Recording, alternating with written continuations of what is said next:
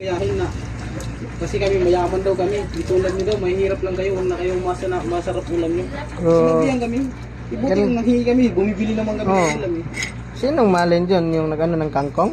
Hindi, mag-isda yun. Ay, isda? Grabe naman pala yan, oh. Ang asawa niya nagsabi sa amin.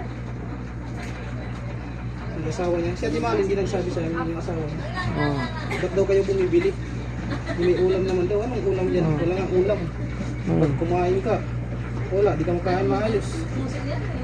Kain dun isang araw, isa. Pag gabi, wala pang kain. Ba't ganunin siya? Ba't gawin ganyan? Ano, bundes? Oh. Pura na kayo, makita yung tinik. Ah. Kaya ano, grabe.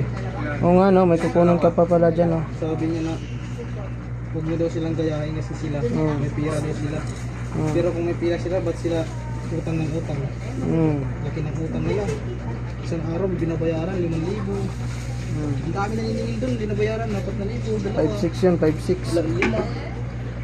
Kasi hindi tiro siya sa ano, kasi yung bilas niya, yung bayaw niya, yung kaasawa ng kasawa niya, yung kapatid, may pera. Nakasawa ng lalaki na walang-wala. Kaya nasa may pera, mapira kasi yung babae. Yung bayaw niya, mapira eh. Ah, may kukunin ka pa pala dyan? Tapos nang kapira na, hindi tiro na siya eh. Nangingit siya kasi 5 palapag yung bahay eh. Hanggang ganyan na lang siya eh. Ano na siya kariting, ganyan eh. Ano na yung liit na eh. Ang taas eh, 5 palapag eh. Magkaharap silang sila. Ay, ganun pala yan? Oo, galing ah.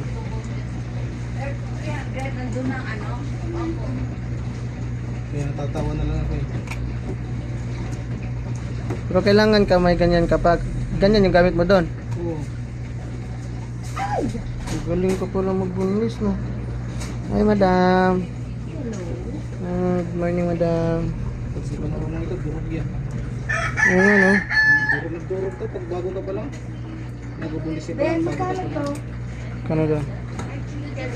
Yan. Ano muna kay madam? Ano muna kay madam? Okay lang, si Bong naman nag-drive na. Oh, malis na eh.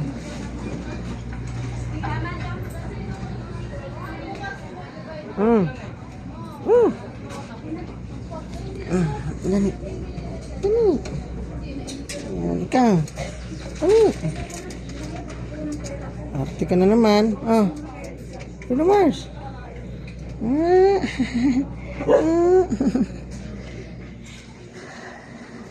Ay, ay nagsilas.